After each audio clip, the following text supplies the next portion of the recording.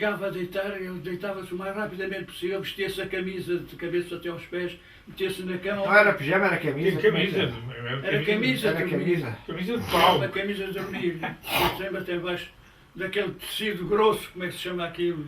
Flanela. Não, não era flanela. Flanela, não. Não era Algodão. Pano cru. Peito cru, exatamente, pano cru. E os lençóis eram de pano cru, gelados, frios, que é preciso dizer. Os cobertores eram de algodão, daquele algodão militar, daqueles castanhos escuros e tal, frios, como tudo. E eu deitava o mais rapidamente possível para aproveitar os minutos todos. E quando me levantava às 6h30, com o sono muito cansado ainda, todos os dias muito cansado. Sempre na segunda secção, porque na primeira tinha água quente. Na primeira secção havia água quente. No tempo dele, no meu tempo já não era. Era o Tiago. E na segunda não havia. Na segunda não havia água quente. Porquê? Porque não havia instalação para água quente, era água fria só. Foi sempre água Na fria. segunda. E porque eram mais velhos, podiam se portar melhor, era por causa disso. Não sei. Não, eu também quando fui Porque para lá não havia tinha água 12 quente anos, na pá. segunda, era tudo frio. Na primeira havia instalação para água quente, era o Tiago que tratava disso. Com a mão regulava a temperatura no cano de água quente para as cabines. Com água quente e dizia, a malta gritava, está muito frio, então ele aquecia bem. Está muito quente e tal, e ele baixava a temperatura. Foi o finalista da taça de challenge. Onde é que tu estás? Qual é Estou aqui embaixo com o livro, com a És minha tu. máquina à janela da aula de máquinas para o jardim. E estes quem são? Santos Lino. O Santos Lino. Santos Lino. É. Oscar Batista Ribeiro, filho do Capitão Ribeiro e irmão do Hugo Batista Ribeiro. Barata, 302. Barata. Barata, irmão do 24. Otávio. Barata, Otávio. Otávio Barata. Otávio Barata. Uma boa fotografia, está a ver? Mostra ali, ó. Parece que foi tirada há dias. É Olha, igual àquela olha lá, que- e como é que tu te meteste na esgrima e como é que treinavas a esgrima? A que horas é que treinavas? Quantas horas é que treinavas? O que é que grande fazias? amigo meu que fez-me bem muito bem foi o Viriato Rodrigues. Não sei porquê, distinguia-me. E então, Quem era o Viriato Rodrigues? Professor de esgrima, professor de ginástica. Ginástica. Professor de ginástica. Da fez- ginástica sueca. Ginástica sueca. Mas era oficial ou era... Era Major. Major. E tinha um auxiliar que era o Capitão On. Qualquer coisa On. Mais tarde o Jorge Gomes, se calhar. Foi diretor mais tarde. E depois como é Quer que dizer, como é que o tu nome meteste na agora não- esgrima? Conta lá. Eu meti-me na esgrima porque comecei a gostar daquilo, talvez das aventuras dos franceses, dos juízes franceses sobre a esgrima e tal. Aquela coisa. Depois ele começou-me a puxar, sempre que havia ginástica, ele puxava-me da esgrima. Era nadada no edifício de ginástica, lá de cima, no campo. O ginásio da segunda. No primitivo campo. Depois dava-me lições e o capitão Longo jogava comigo. Era um bom atirador. Eu jogava com ele só para brincar, porque ele era Só muito havia bom. florete? Só florete. Só florete. Só florete. Não havia espada nem sabre. Havia só florete. E estamos a brincar e ensinava-me uns truques e umas coisas e tal. As fotografias tens tu. E como é que treinavas? Quantas horas é que treinavas? Como é que treinavas? Era nos da intervalos? parte- Era nos fins de semana? da- Como é que era? Era da parte da tarde, umas horas e muito longe e tal. E então o Veiga e Sousa, nas épocas dos torneios de esgrima cá fora, dávamos uma dieta especial que eu faço-me de rir hoje. Era açúcar com frutos, água? com frutos, um prato de açúcar com frutos, descascados e tal, Era amigados. o doping dessa altura. Era para os atletas, era para os... Ah, pá, que miséria. E não dava umas pastilhas 400, não é? Era por 400, bem. Ora bem, e começa esse bom trauma, traumático, porque quando lá cheguei, com uma casa que não conhecia, fui recebido por um oficial de dia, muito generoso, que nunca mais me esqueço, porque recebeu-me com grande afabilidade, que era o Tenente Cabral. Era um senhor. E depois conduziu e tal, como se fosse já com questão paternal. A primeira coisa, a barbearia. E sou, ou talvez, não, o primeiro perguntar a fardos, como vestir, descascar. outros personalizados, com os chanatos, que eram os sapatos que levava de casal, de pele, e o fatinho de coisa deles, que o meu pai meteu na mala para trazer. E portanto eu fiquei ali assim com outra roupagem, com outra pele, a pele cinzenta, e para a barbearia. E aí sim foi completamente tudo numa máquina de cozer, fiquei completamente despersonalizado. E depois tu deixas de ser o Zé Proença, passas a ser o 351. Pronto. E bem, eu fiquei reduzido ao costume. Com a agravante de ser um número a 351 não chora nada. Não chora nada, não sou nada já. Foi o que eu pensei. E disse, mas que raio de coisa é esta? Mal fiz eu a Deus para merecer uma coisa desta. Bem, isto passa já o fim já escuro, da tarde de outubro, e nisto toca um clarim, tu sabia o que era aquilo, ligou mais ou menos, tu vais para ali, e lá fui atrás dos outros. O jantar, que foi top, nunca tinha visto uma coisa assim. A casa dos meus pais, fazer aquela algazarra, aquela zorninho, sabater uns dos outros, depois contra o mármore da mesa, sons estranhos. Fiquei. Fiz uma mesa com 8, talvez, na ponta que dava ordens, tu vais. Ficava uma coisa que comecei a saber que se chamava terrina. A comida para lá vinha, para os outros, e primeiro com os outros, acabou o jantar, depois o recreio, depois que eu não conhecia ninguém. Não conhecia ninguém, estava completamente. Os outros já tinham, era o último caloiro, a expressão máxima do caloiro, porque já tinham 3 semanas. Os outros com antecedência, já tinham os seus grupos, já tinham. Tudo a coisa é esta. Bem, nisto passa-se como um filme rapidíssimo de relógios, quase que, digamos, uma corrida de Fórmula 1, ou então já, estudos. Camarada, eu nunca tinha visto uma coisa assim. Tantas câmaras, mas pensei, mas que mal fiz eu a Deus para filhos. Bem, então como é isto? Estava muito nas vistas porque eu fui sempre graduado, fui comando de pelotão, fui comando de companhia.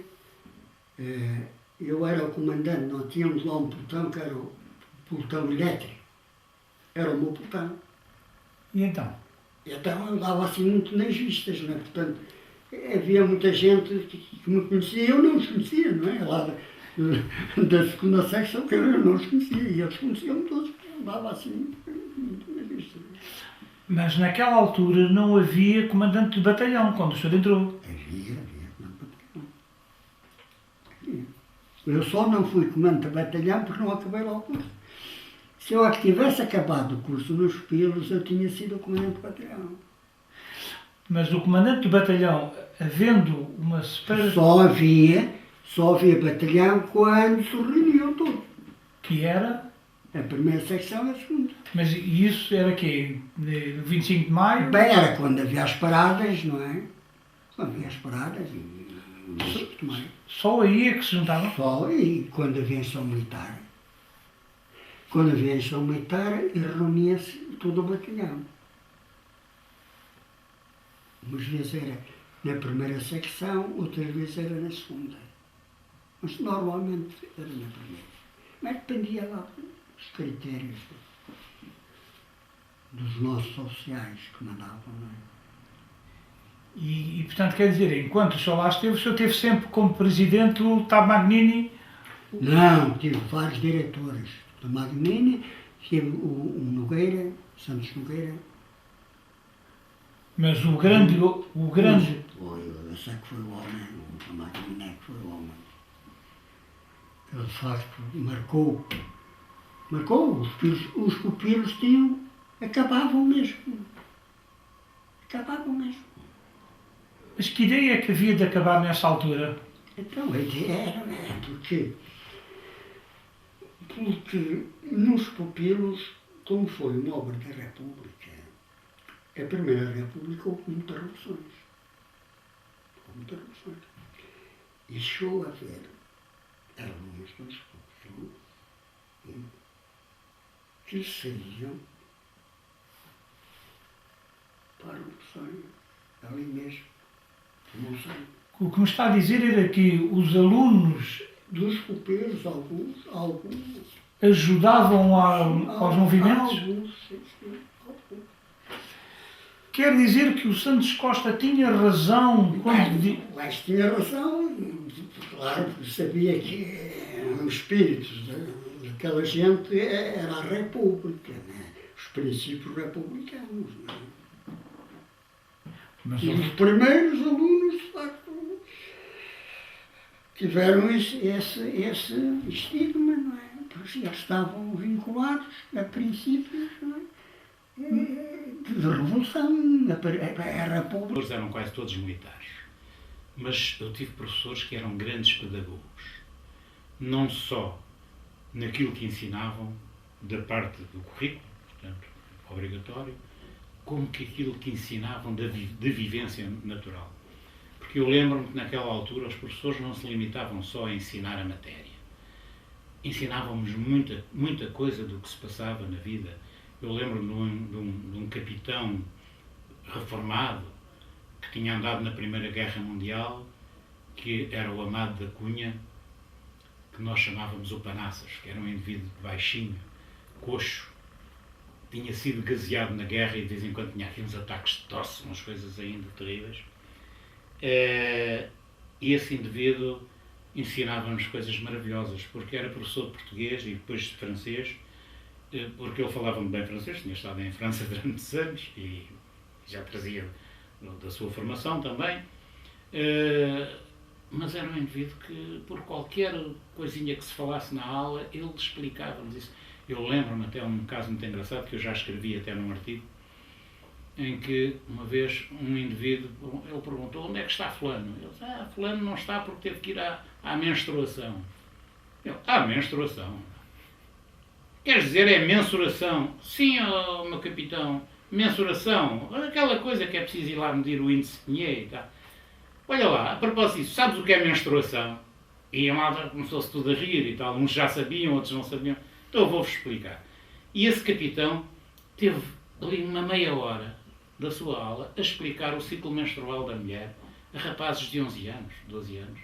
Claro que alguns com um sorriso maroto nos lábios, mas com um interesse excepcional, e ficávamos a saber coisas com esses professores, coisas extraordinárias. Havia também um civil, que era poucos civis, era o Berger, o professor de desenho, que também era um indivíduo muito, sabia muito na parte de desenho e também era um pedagogo, também nos ensinava muita coisa. Havia um major, mais tarde, o Major Martinho, que professor de tecnologias e que também tinha conversas giríssimas connosco sobre política, sobre situação, e naquela altura falar de política era difícil, porque nós vivíamos ainda no tempo salazarista. Portanto, tive professores excepcionais. Quer dizer que ainda chegaste a apanhar o Chorilói? Apanhei o Chorilói como subdiretor e apanhei o Chorilói também como professor.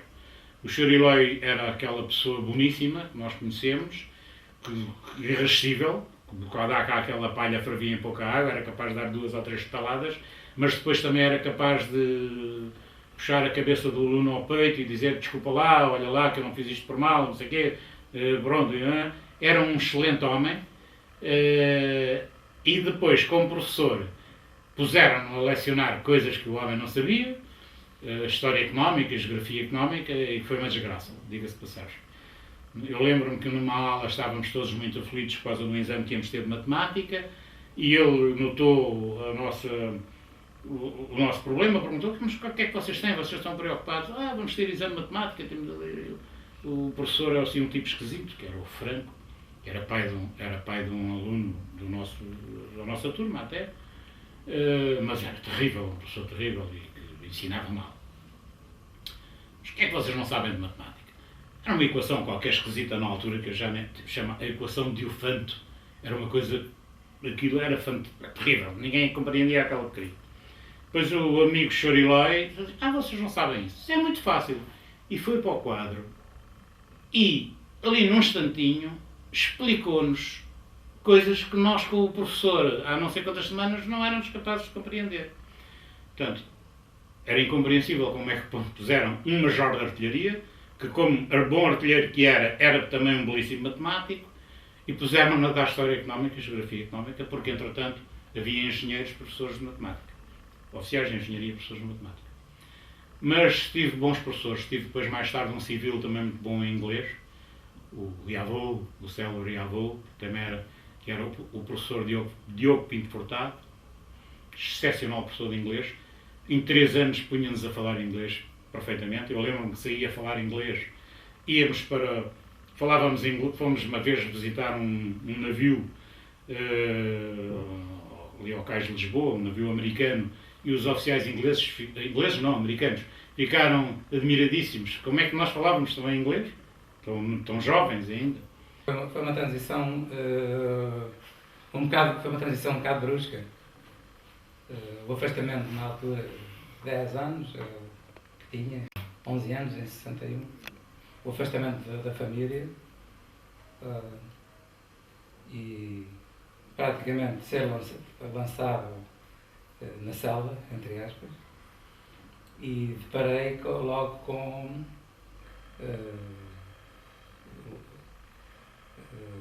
fui confrontado com uma série de alunos naquele tempo mais velhos, que não seriam muito mais velhos, talvez fossem mais 2 ou 3 anos de casa, não é?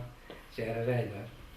E que me faziam perguntas do género, eu recordo-me, não me lembro talvez dos nomes agora, mas perguntas assim do género: venha cá, como é que se chama? Catarina. Então tem manas? Não, então tal. Lá lembro, acertado. Acho que logo no primeiro ou no segundo dia, quando estive ao pilão, puseram a medir o campo de handball com um pozinho de fósforo, não recordo quem. Medi, comecei a contar, e o gajo sentado lá a ver e tal, e eu contava com muito cuidado. Em quantos é que vai? Eu em 568. Não, você enganou-se, são 564. Volto para trás e começo a escrever. Bom, essa primeira fase, entre os outros, seria... eu não fui dos melhores na cama elástica, havia lá uns colegas que eram excelentes, por causa do Aguincha, o 291, o Terras, ainda apanhei o Terras, e o Esperto, o Fernando Esperto, e outros.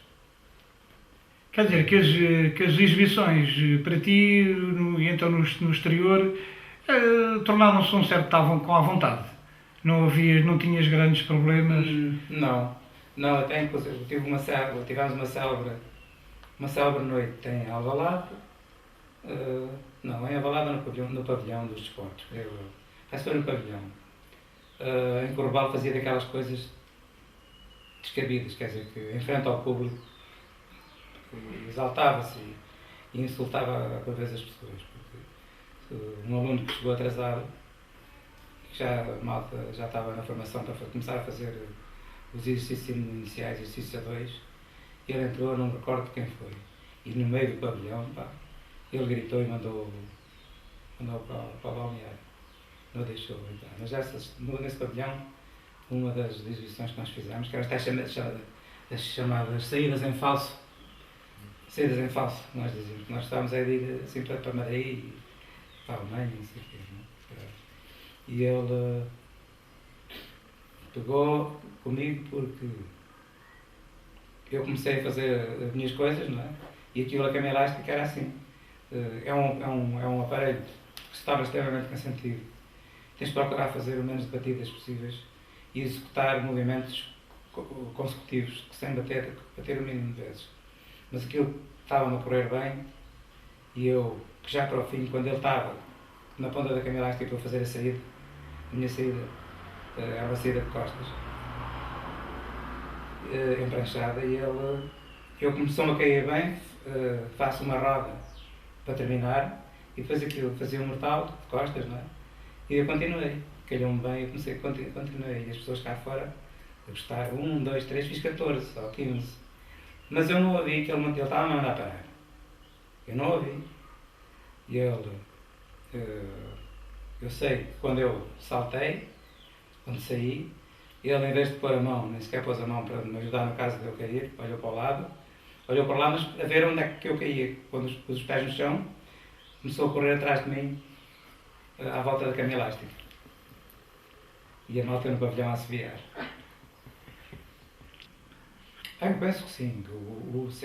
Pois, isto, eu desvio-me um pouco agora do tema, mas não, eu acho que sim. Acho que a escola teve, no meu entender, mais as partes positivas superaram as negativas, não é?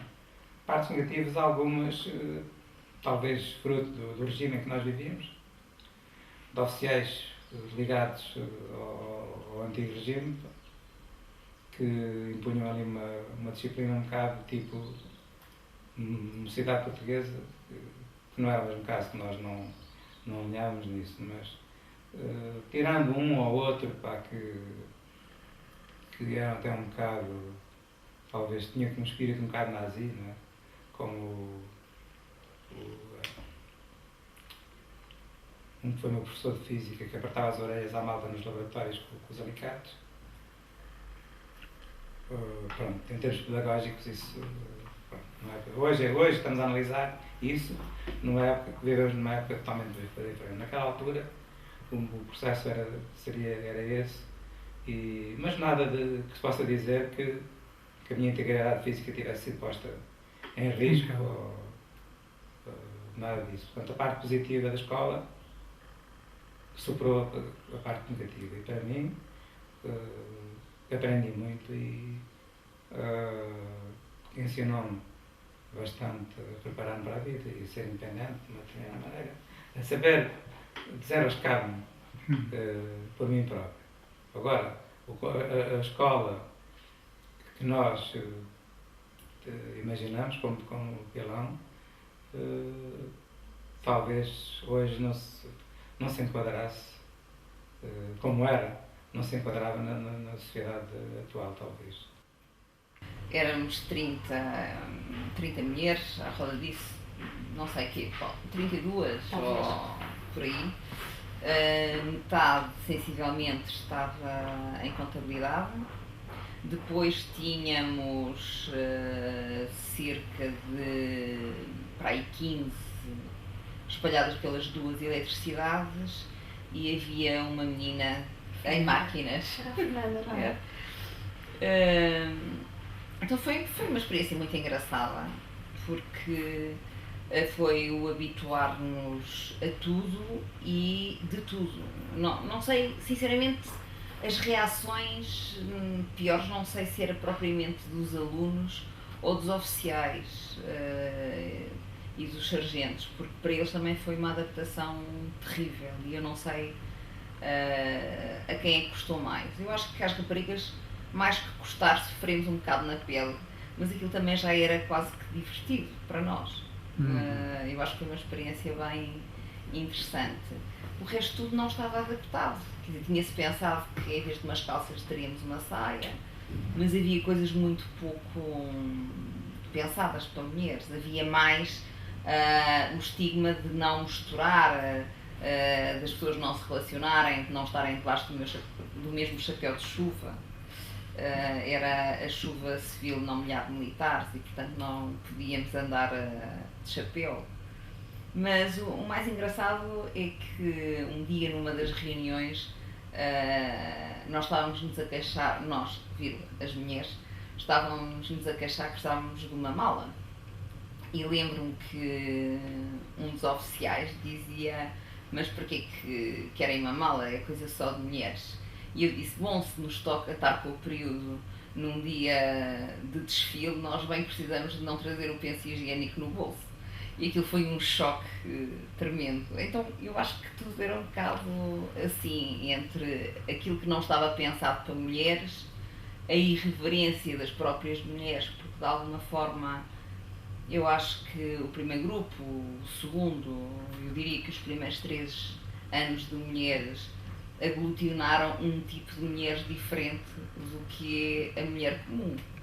Porque era preciso algum estofo para ir e algum estofo para aguentar. Eu acho que, de certa forma, também ali se fez uma seleção, creio. Eram realmente bons, eram militares? Havia tudo também. Havia militares e havia civis. Eu não posso falar das nucleares, acho que nas nucleares também tive algum nova, um bocadito, não?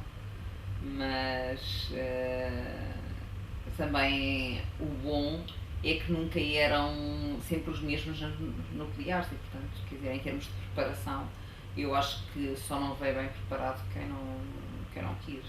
Eu acho que a preparação foi muito boa. Aliás, nota-se que, de facto, em relação a outros institutos com quem eu me via relacionar depois por via profissional, a diferença, tecnicamente, eu acho que é muito boa. Ou era muito boa. Enfim, agora também eu acho que continua a ser bom. Ponto de vista prático. Ponto de vista prático. Aí eu acho que era a grande diferença. Portanto, nós estávamos muito mais preparados para as carreiras, porque os cursos não eram tão teóricos, não é? Eu acho que havia a combinação ali, a combinação é perfeita, porque entre a resistência que tens que ter para aguentar o ambiente e aquilo que tens que ter a capacidade de estudar e a parte toda depois prática, é assim, ou morres ou és bom, não é? Portanto, eu acho que o Instituto faz uma seleção natural. Relativamente aos cursos de engenharia, eu digo a mesma coisa. Portanto, acho que essencialmente nós tivemos uma boa formação, um bom currículo, e eu lembro-me que no meu tempo, e quando hoje às vezes nós falamos aos alunos da quantidade de horas que nós tínhamos de aulas, por exemplo, contabilidade não tinha aulas ao sábado, mas nós tínhamos. Não tínhamos, vírgula, às vezes, porque houve algum ano pois, que... mas nós tínhamos todos os anos aulas das 8 à 1. Nós tivemos também sempre. Em algum momento. E tínhamos uma coisa que eu acho muitíssimo boa, e tirando, por exemplo, o curso de contabilidade é mais um curso de lápis e papel. Não tem claro, tanto, eu acho que a vertente prática nota-se mais nas engenharias. No caso das engenharias, e muito sinceramente, nós tínhamos excelentes laboratórios, nós tínhamos excelentes serralharias. Eu fiz um quadradinho de metal, de aço, que cortámos, serrámos, soldámos, furámos, e isso era muito bom, coisa que hoje não se vê escolas a fazerem. Portanto, a componente prática era excelente. No que diz respeito aos professores, também havia uma coisa que eu acho que era fundamental no curso, não sei se passava o mesmo em contabilidade, é que normalmente os nossos professores eram professores no ativo. O que é que significa? Não eram professores profissionais de professores. Sim, eram pessoas que trabalhavam em empresas e que, portanto, nos aportavam a experiência profissional para além da teórica. Eu tive a sorte ou o azar de depois ir para o técnico, e relativamente às equivalências foi a mesma, e peço desculpa, chachada, porque realmente nós tínhamos, de certeza absoluta, uma componente curricular tão boa como o técnico tinha, se calhar, em 4 anos, e davam-nos equivalência ao 2º ano e meio. Pois. Portanto, nós tivemos que fazer 2 anos e meio no técnico.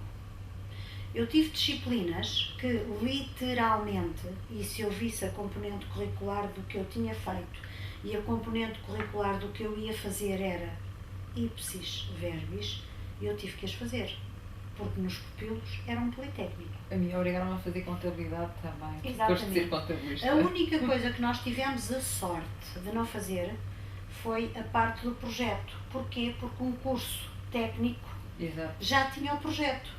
E, portanto, se já tinha, porque nós éramos até catalogados, e se calhar vocês não porque eram engenheiros. Nós éramos os ETs, nós no técnico éramos os ETs. Porquê ETs? Porque éramos os engenheiros técnicos. Na altura se chamava. E, portanto, nós éramos mesmo ETs e tínhamos estatuto no técnico diferente dos de carreira. Tanto que até as nossas médias, penso que contigo foi a mesma coisa, a média do técnico, a média da licenciatura, é só a média das disciplinas feitas no técnico. Não é das disciplinas Portanto, eu sou uma sortuda, porque eu tenho só 20 disciplinas, eu fiz só 20 disciplinas para ser licenciada.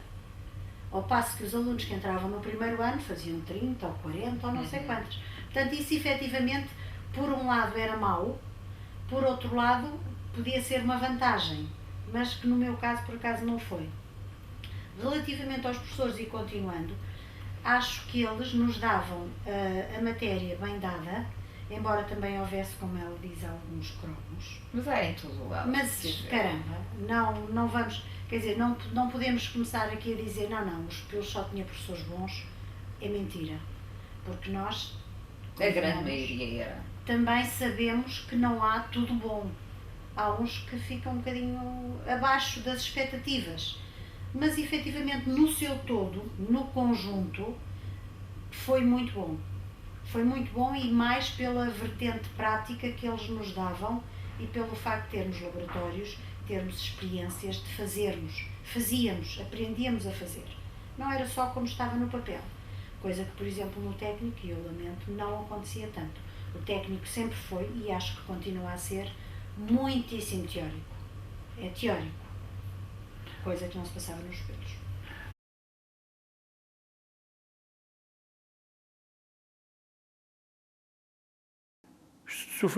Fui para os pupilos, quando eu soube que ia para os pupilos, que ia deixar, em casa foi uma choradeira tremenda. De forma que, enfim, a minha mãe lá se convenceu-me a mim, lá vou para os pupilos. Vou para os pupilos e então, o primeiro choque, se havia, não sei se ainda o termo é assim que se aplica agora, na altura ao barbeiro, cabeleireiro, chamava-se o baeta. Era o baeta. De maneira que eu fui para o baeta, miúdo, 11 anos, com uma cabeleira toda arranjadinha pela mãe e tal, pela minha família, pelas minhas tias. Eu vi uma tia que ainda era pior que a minha mãe para mim. E às tantas, o barbeiro, esqueço o nome dele, já não me recordo o nome, era muito conhecido. Sento-me na cadeira, eu vou para a cadeira, a barbearia era nos fundos da primeira secção, primeira companhia, cá em baixo, os fundos, onde era ao pé do dormitório, onde na altura dormiam aqueles que urinavam nas camas. Isto é do meu tempo. De forma que fui lá, eu sento-me, ele à máquina, não houve tesouras, não havia nada. Cortou-me. Quando eu olho para o espelho, depois daquilo, vejo só, praticamente, não digo careca, mas quase. Olho, começa uma choradeira tremenda. Essa foi a minha primeira desilusão de lá. Passa-se uma semana, estive lá, a ambientar-me aquilo, com camaradas enormes, não é nada do que é hoje. Eram corredores com camas. Desculpa-me a imodéstia, eu é que mudei aquilo tudo. Aquilo tudo como é que se chama? Em quartos. Em quartos. De forma que, passado aquele tempo, tenho que habituar-me àquilo. Na altura, eram mesas em que havia o chefe de mesa, que era sempre dos mais antigos, e os outros andavam, calhou logo na rifa, das primeiras vezes, miúdo de 11 anos, a ir buscar comida ao refeitório, à janela, como chamávamos, a janela que dá para a cozinha, e andar a levar a sopa, os pratos, aquela coisa toda lá. Isso ainda não me chocou, mas impressionou-me. Passados 8 dias, houve uma apresentação dos familiares aos seus familiares que estavam lá dentro, aos seus filhos, e eu, quando vejo, a minha mãe era toda desembaraçada e tal, e ela, quando me vê, eu olho para ela, com o cabelo, a minha mãe vê-me com o cabelo, desata num choro tremendo à frente das outras pessoas. Ficou mal mesmo, mas mal. Pronto, o 98, como é que eu estou a ver o nome dele, agora depois vai-me recordar. Arranjei umas companhias e pronto, fui-me adaptando. Ao princípio, ia sempre às férias de Natal, essas primeiras férias foi um problema para eu vir para baixo, porque eu não queria vir. A minha mãe, que era forte, de ânimo, e vais mesmo, porque ali é que está o teu futuro, e é verdade, ali é que está o teu futuro, vais, e então, pronto, comecei-me a adaptar ao meio, comecei a amizades, comecei aos domingos, não continuei porque não quis. O chefe de Estado-Maior do Exército, vários outros oficiais, o subchefe, que ainda é do meu tempo da escola, esqueci-me agora o nome dele, os próprios rapazes fizeram, eu dizia, eu vou-me embora. Houve uma altura que eu desesperei, porque há uma cena, também há uma cena antiga, já mais para trás, em retrocesso, uma cena que vai haver o 25 de maio, na parada, estão os rapazes todos formados e tal, e há um deles que sai da formatura, sobe as escadas e vai ao pé do chefe, insulta o vice-chefe do Estado-Maior e tudo que estava, insulta aquilo tudo. Eu vi aquilo, não fiquei quieto, não estava à espera que me descia a escala, peguei num tipo, dei-lhe um safanão, tirei para o lado, um soldado, tire-me lá, ponho este tipo lá em cima. Saiu, eu fiquei, estava a ver ali com convidados, com tudo, fazer uma cena destas. De maneira que às tantas, eu fiquei desesperado, isto não pode ser, vou-me embora, não aguento isto. Isto é demais, Então, no dia seguinte, eu fiz uma reunião e no dia seguinte, digo, eu vou-me embora, vocês tenham paciência, eu vou-me embora daqui, que isto é demais. Isto é a maior desautorização que se pode dar a uma instituição. E pronto, fiquei assim, amanhã vou ao Estado-Maior apresentar a minha demissão. E assim fiz. Vou ao Estado-Maior, apresentar a minha demissão, quando lá chego, dá licença, venho aqui apresentar. Foi ele mesmo que tinha presidido como é que chama aquilo? A comemoração. E ele disse, não, mas ele conhecíamos ainda da escola, mas tu não vais embora, mas eu quero ir embora. Como é que tu vais embora com isto? Então mostra-me folhas de papel, assinados por a maior parte dos alunos, dizer que para eu não sair. Alunos, professores, um deles muito amigo de ginástica, como é que ele chamava? Rovaldo Gouveia, era muito amigo dele. Não sei se ele ainda é vivo, se não é. Não é?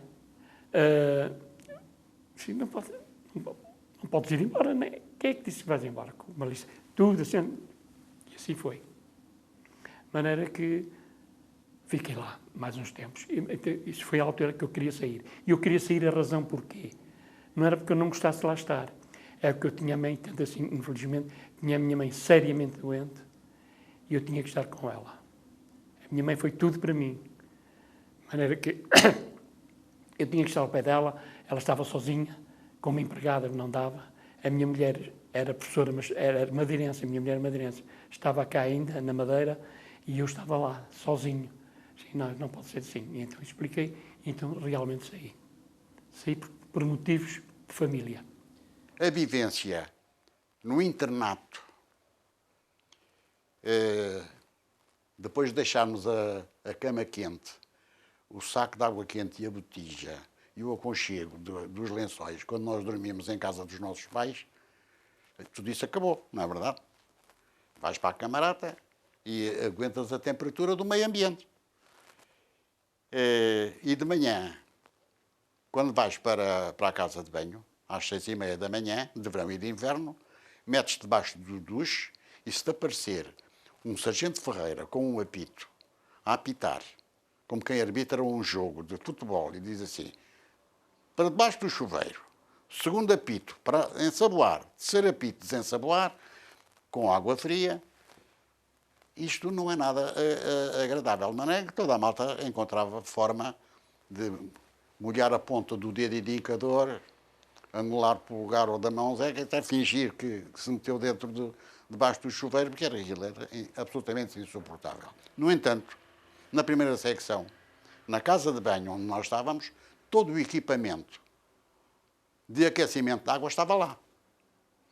Mas tinha, o setembro de 1939, tinha dado origem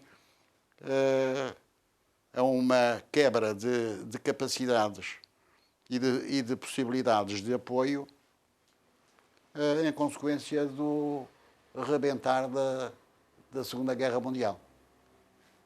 E aí começa uma vida de limitações e de carências de toda a ordem e que se reflete precisamente na vida de internato. O regime alimentar inadequado, monótono,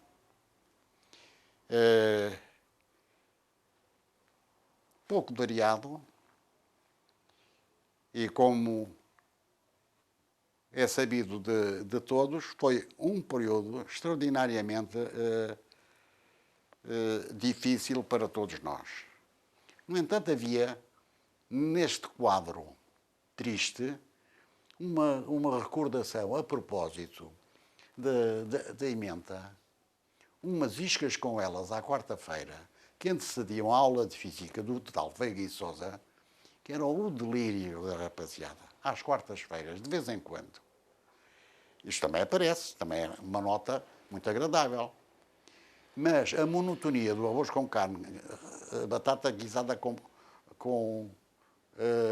carne, o arroz com carne, o esparguete com carne, e arroz com carne, carne com arroz, batatas com carne, carne com batatas, a monotonia para rapazes de 12, 13, 14, 15, 16 obrigava, de vez em quando, a fazer umas entradas fugazes pela despensa para sacarmos uns papos secos e uns cubos de marmelada.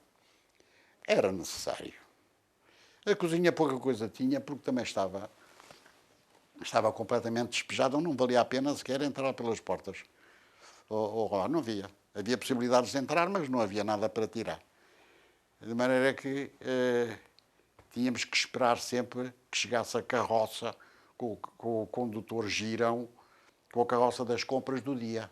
Ele ia para a Praça da Ribeira às 4 ou 5 da manhã, trazia as compras do dia e depois entrava lá no refeitório para fazer de maneira que não havia hipótese.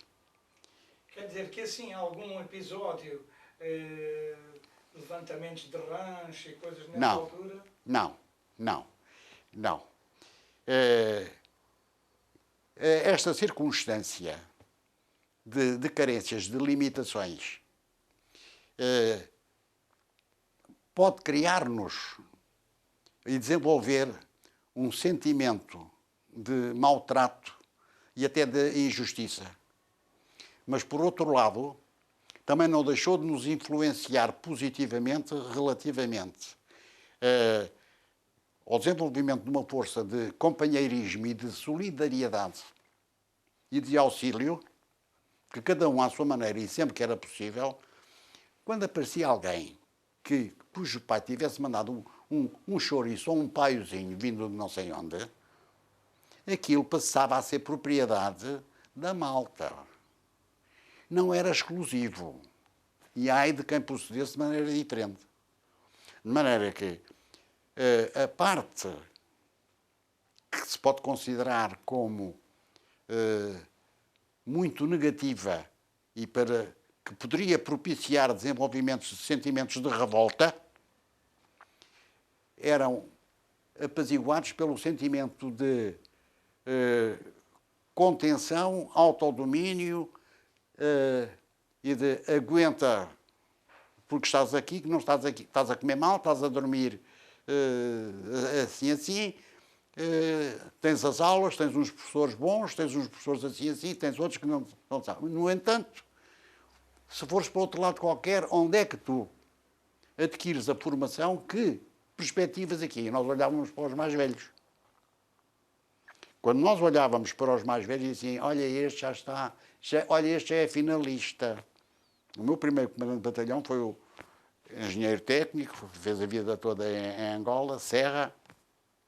O Espírito Santo também foi o meu comandante de batalhão. Eu olhava para eles, eram o espelho numa altura em que praxe era praticamente inexistente. Os mais velhos não passavam cartucho, absolutamente nenhum, desculpem-me esta forma de expressão. Não ligavam, faziam a vida deles, tinham os seus espaços, as suas maneiras de estar. O despacho que desse equivalência aos cursos que acabavam de ser ministrados.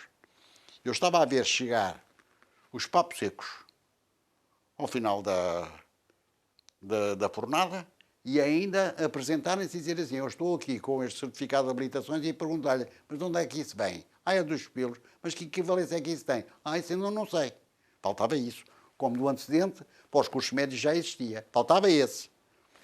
Vem, não vem, com mais despacho, não sei o quê. Eles nem sabiam, às vezes, alguns, nem sabiam onde é que ficava o Instituto, o que é que fazia e com quem. Estamos a falar em que ano e com que secretário? Estamos a falar no ano de 82, 83, 81, 82. 81, 82.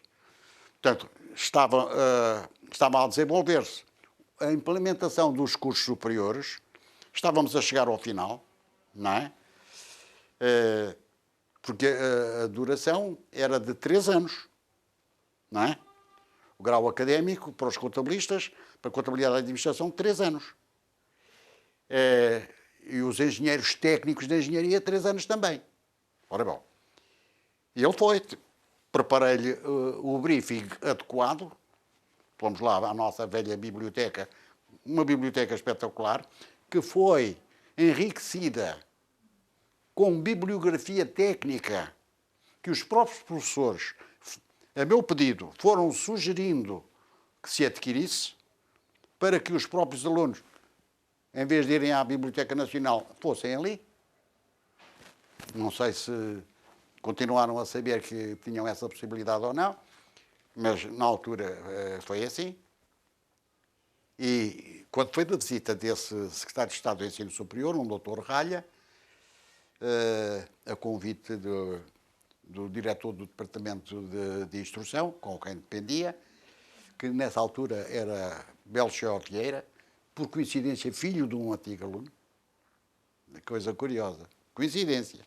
Belchior, tem paciência. Convida lá o secretário para vir fazer aqui a visita ao Instituto, para ser brifado, para ver onde somos, onde estamos, com quem estamos, o que fazemos e com quê. Ele tem que ver. Porque já sabia que o impressionávamos bem. Ora bem, turmas absolutamente preenchidas, todas, efetivo 750 e tal alunos. E alguns ficavam de fora, logo à entrada. Ora bom, ele sustentou, ouviu o briefing, a estrutura, a indicação meramente teórica. Agora vamos visitar as instalações. Naquele dia, todos os laboratórios e oficinas estavam em plena elaboração. Havia aulas para toda a gente. Não havia furos. Toda a gente estava a trabalhar. Alunos, com o conservador, com os professores, com o engenheiro, não sei o quê, para ver. Mas estava mesmo a funcionar. Mas o que é isto aqui? Isto é uma central elétrica. É. Teórica, máquinas elétricas. Lá estava um engenheiro de energia e sistemas de potência. Não é? Ex-aluno. Depois, quando entrou no laboratório de motores, lá estava um banco de ensaios com um engenheiro, ex-aluno, Zósimo da Fonseca. Com um banco de ensaios. Mas quem é que montou isto? Foram os próprios alunos. Acompanhados e ensinam. Mas está, tem aqui também motor de avião, pois está. E está aqui outra coisa, pois está. Olha, isto até foi posto uma vez a funcionar ao contrário. Meteram aqui estas, cruzaram esta coisa, em vez de admissão passou a ser escape. Riu-se. No laboratório de eletrónica e telecomunicações, viu um circuito interno de televisão a funcionar. Interno. E porquê? Porque estava lá precisamente um professor que era um técnico superior, engenheiro, da TV, e que pôs a rapaziada toda a trabalhar, toda a mexer. E ele a ver. Trigo de Sousa. Trigo de Sousa. Esse engenheiro Trigo de Sousa foi o homem que organizou, arquitetou as comunicações da visita do Papa, quando, por acompanhamento em helicópteros, nós estávamos em casa a ver a transmissão direta. Ora bem, recordo-me perfeitamente do Dr. Ralha, secretário de Estado do Ensino Superior, na passagem dos laboratórios de motores para as serralharias, ele estar a ver os quadros e dizer, tudo isto são coisas feitas pelos alunos. Aula prática. Mas o que é isto? Isto é uma fresa. Eu não percebo nada disto. Não sou fresador, mas ele está lá a mexer, mas está aqui o mestre. E depois dizem, mas está a fazer a fundir? Pois está. Mas o que é que... vai fundindo aqui um latãozinho, uma coisa que não... Alto forno chegou a existir. No meu tempo chegou a existir com o mestre Leão. Mas isso só funcionava de vez em quando. Aqui não. Era simplesmente para saber como é que se prepara o molde, como é que se funde, como é não sei o quê. Tá, agora faz o cinzeiro, lima aí a conversa. Prática, tecnologia, o manuseamento. Recordo-me perfeitamente de ele se ter virado para mim nestes termos. Sr. Brigadeiro, depois do que eu vi e do que já vi, pode ter a certeza e confiança de que o despacho de reconhecimento de equivalência dos cursos que se ministram aqui neste Instituto vai ser publicado no Diário da República.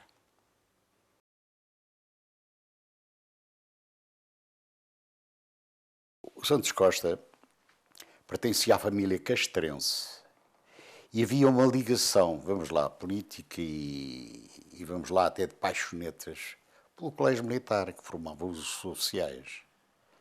Porque a família castrense tinha supremacia sobre os restantes militares, coitados sargentos e praças do Exército, da Armada, das guardas, da Guarda Fiscal, da GNR, etc. E então esses, até nas médias que obtinham, poderiam entrar e ingressar nos cursos que davam acesso aos cursos médios com qualquer média, igual ou superior a 10 valores, isto sendo filhos de oficiais, mesmo nos pupilos. Os restantes, filhos, portanto, das praças e dos sargentos, tinham que ter 12,00. 12 valores fixos. Precisamente porque havia matéria suficiente no colégio militar. Não estou a fazer uma crítica, estou apenas a fazer termos de comparação. Não sei com que médias é que entravam nas academias, não sei com que médias é que entravam nas escolas práticas para serem oficiais milicianos, caso não quisessem entrar nas academias. Outro-tanto, não se verificava com os pupilos do Exército. Tinham que ter os cursos de oficiais milicianos, tinham que ter umas médias específicas, etc., e elevadas, de certo modo, elevadas. De 14 para cima seria o ideal. Também não tenho a certeza que assim fosse, mas... Da reforma já de 48, sim senhor. Já decorre da reforma. Acaba com os cursos médios, acaba com os públicas e eletrotécnicas. Exatamente, esses cursos ficaram para trás. E já faz parte da nova reforma de 1959. Para dar lugar a estes cursos, para dar lugar a estes cursos. médios, empurrar os sargentos, porque as Forças Armadas estavam carentes de técnicos que não havia. Exatamente, mas a reforma foi remodelada, mas não na totalidade nem a contente de coisa. Continuaram a haver os cursos técnicos de eletrónica, os cursos técnicos de mecânica, auto, rodas, lagartos, etc. E coisa. O que é que, como já eram oriundos do curso geral de comércio, que só por si já era equivalente ao 5º ano dos liceus, ou das escolas comerciais também, que era o segundo ciclo, vamos lá, aí já era diferente. A reforma era diferente, mas não deixou por isso, os alunos dos pupilos não deixaram por isso, de embora pertencer a esses cursos técnicos, de serem destinados a sargentos do quadro permanente das Forças Armadas, mas só. Porque havia sempre aquela distinção entre o colégio militar. Olha, posso meter um à parte.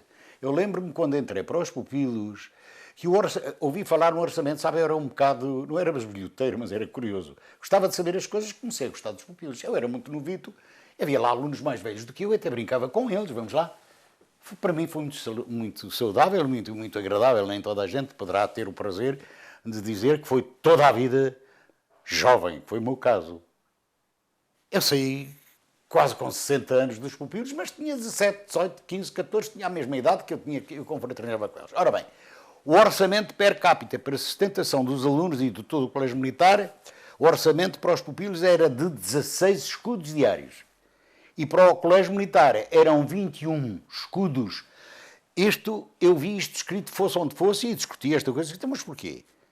Porque o pão, que era racionado, que foi racionado ainda todo o ano de 1944 que lá estive, 45, etc., vinha para os pupilos da Escola Prática de Administração Militar, que era pão escuro, que eu comia, eu tinha um pão, o qual dividi muitas vezes por alunos, coitados, que andavam por lá com fome aos lanches, e eu tinha outros recursos e dava-lhe, porque sou da província, não é? Tenho estes hábitos provincianos e não todos gostosos por isso. E o do colégio militar era da manutenção militar e era pão, se não era de primeira, andava lá muito próximo. Que isso sabia eu, porque eu tinha intercâmbio com funcionários do colégio militar, alguns que até já faleceram. Enfim, e portanto era esta a parte que eu queria meter. Às vezes peca-se por saber muito e peca-se por não se saber nada. Quem entra para diretor, quem estava em diretor nessa altura era o coronel César Won. Esse homem, quando eu fui lá falar com ele ao gabinete dele, e ele ficou satisfeito com a minha conversa, no outro dia estava admitido ao serviço dos pupilos do Exército. Então, e o que é que foi para lá concretamente fazer? Mestre mecânico de avião. E isso era dado aos alunos? Era para se formar um curso de mecânicos de avião, que não chegou a ser formado. Teve professor lá e tudo. Um capitão Nascimento Fernandes, me parece a mim, não tenho bem certeza, mas parece-me que era o professor da disciplina e eu o mestre. Ainda lá tivemos muito material. Aquilo era mesmo para ir para a frente. Mas Sintra perguntou como é que nós vamos, deve ter perguntado assim, eu suponho, como é que nós vamos fazer no futuro se os pupilos fazem sargentos e a gente aqui faz cabos. Sim, alunos que saíam dos pupilos saíam segundos sargentos. E lá na escola de Sintra saíam cabos.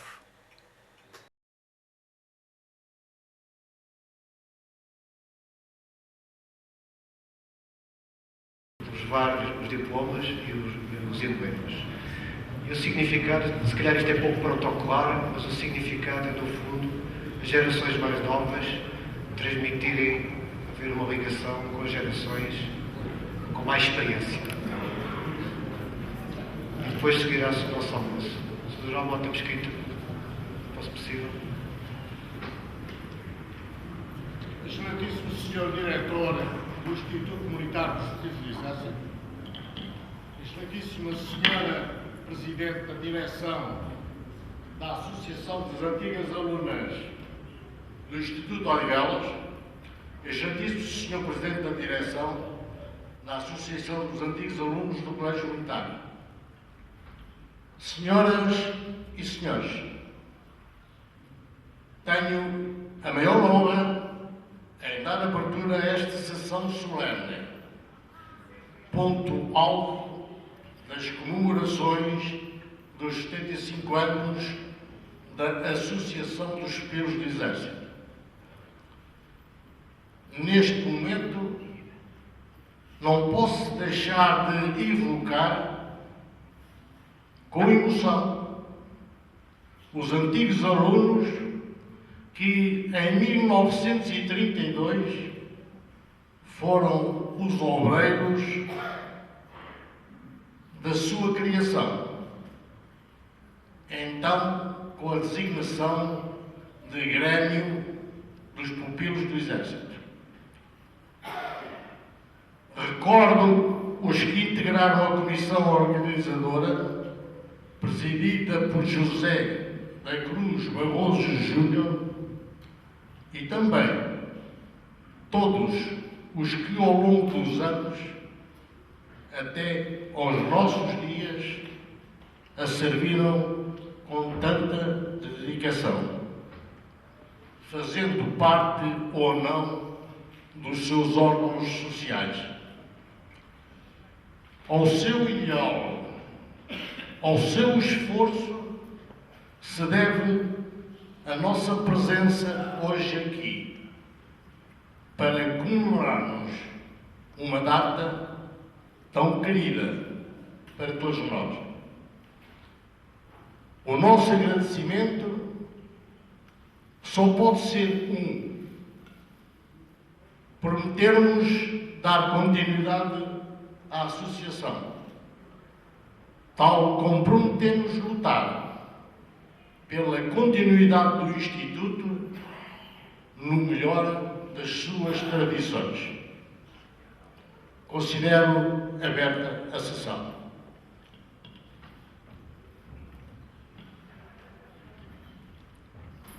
A efeméride que hoje assinalamos, com júbilo e alegria, excepcionais no simbolismo clássico dos 75 anos de idade, tem notabilíssimos antecedentes entre o ano da primeira saída de alunos finalistas do então novíssimo Instituto, em 1918, e a data formal de 1 de junho de 1932.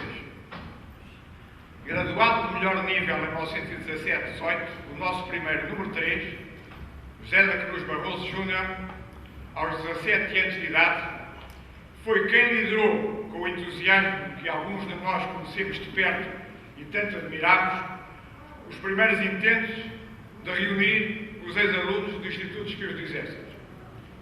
Gente de imensa qualidade, de imediatos anos escolares, Manuel Lucas de Souza, Adelino Pandaio, Álvaro de Oliveira, Domingos Lampreia, José Gomes Barata, Jaime Magalhães, José Coelho da Fonseca e Óscar Batista Ribeiro, muito bem acompanhados, constituíram-se como uma espécie de cadinho afetivo de que viria a ser a nossa associação 14 anos depois. De uma das páginas do clássico e admirável Profissional, no jornal do Instituto dos Pupilos do Exército, de 1921, 11 anos antes da efetiva fundação da Associação, líder precursor do nosso magnífico boletim, respingamos a seguinte notícia. A Associação dos Pupilos, ao completar a composição deste número, tivemos o feliz ensejo de informar todos os nossos leitores do seguinte. Reuniram-se em Assembleia no dia 27 de fevereiro, na redação do jornal O Radical, os nossos ex-colegas para discutir a constituição da nossa futura associação. Depois de discussão das bases apresentadas pelos ex-alunos desse Instituto e alunos do Instituto Superior de Comércio, Beato, Monteiro e Vieira, ficou no espírito da Assembleia a seguinte aclamação. José da Cruz Barroso Júnior como Presidente, Carlos Beato, Raul Monteiro e Mário Vieira como Secretários. A mesa era então presidida pelo nosso ex-camarada Manuel José Lucas de Souza, secretariada pelos ex-alunos Mário Calado, funcionário do Ministério do Trabalho, e Teodaldo Mestre, aluno ainda do Instituto Industrial. A direção do profissional foi convidada para a solenidade e foi saudada na sua pessoa do seu diretor pelo nosso ex-colega Barroso Júnior. Fim de citação. Desde 1918 que fervilhava a ideia com um assinalável número decrescente de adesões. Estava assim lançada a primeira semente de um nobre ideal e nos meses iniciais de 1932 tornou-se, enfim, rentável o somatório de boas vontades para que os ex-alunos, talvez já meio milhar nesses tempos, cumprissem solenes intenções gregárias para se constituírem em associação rotulada de Grêmio ao modelo da época. Nunca é demais destacar o papel primordial de entusiasta mor de um tal evento, Barroso Júnior, verdadeiro catalisador da passagem de um belo sonho a uma ridente realidade.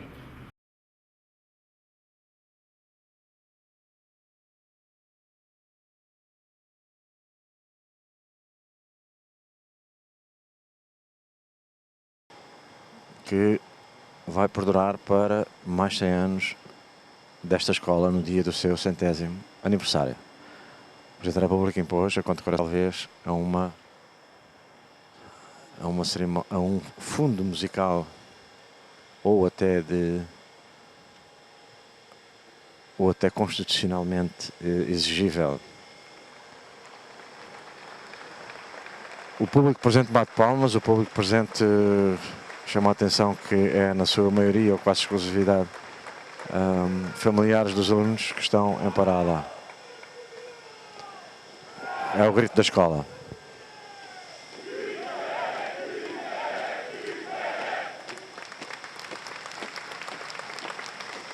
Passa neste momento à frente do batalhão escolar o estandarte já com a condecoração que o Sr. Presidente da República lhe colocou e que faz deste estandarte uma coisa muito mais rica. E em consequência também, esta escola.